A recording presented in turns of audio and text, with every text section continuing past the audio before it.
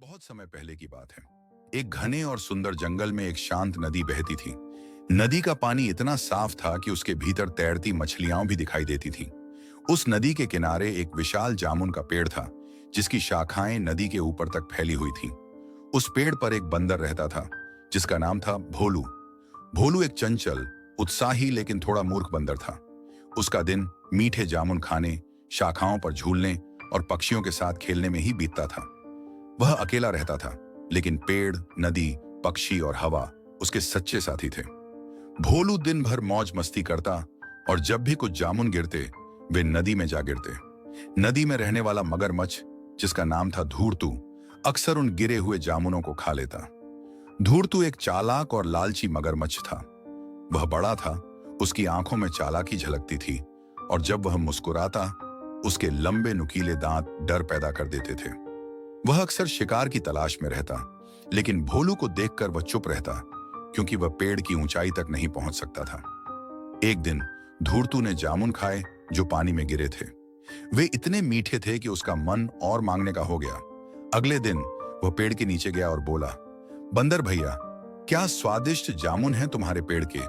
क्या तुम मुझे और दे सकते हो? भोलू खुश हो गया। उसे अच्छा लगा कि कोई उसकी जामुनों की तारीफ कर रहा है। अरे क्यों नहीं भाई, तुम रोज आओ, मैं तुम्हारे लिए सबसे अच्छे जामुन फेंक दूंगा, भोलू ने उत्साह से कहा।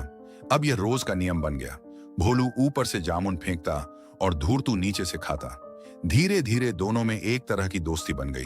वे बातें भी करने लगे, मौसम की, जंगल की, नदी की और अपने अपने जीवन की।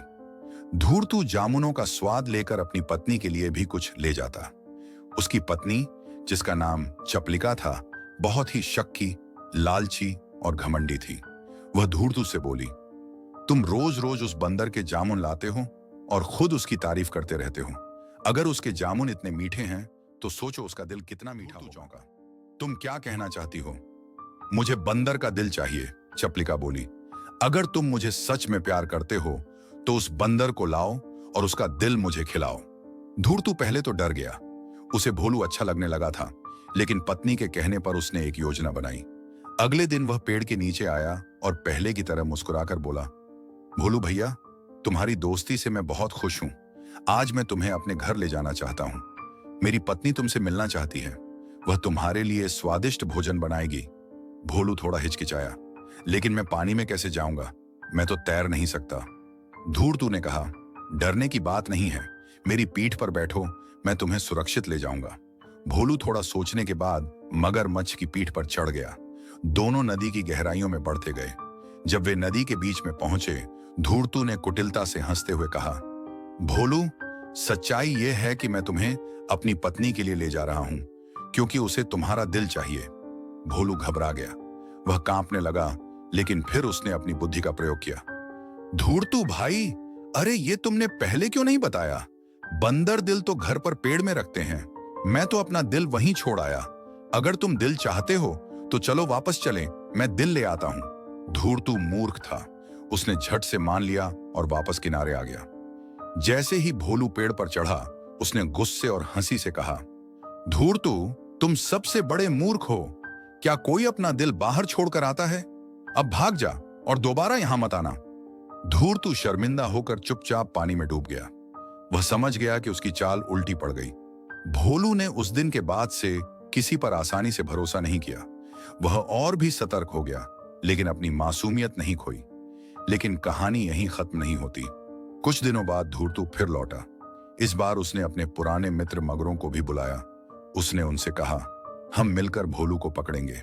इस बार योजना और पक्की होगी। धूर्तू की योजना थी कि एक मगर पेड़ की जड़ में छिपेगा, दूसरा उस शाखा के नीचे रहेगा जहां से भोलू जामुन फेंकता है, और धूर्तू उसे बातों में लगाएगा। लेकिन भोलू ने देखा कि नदी में अजीब सी हलचल है।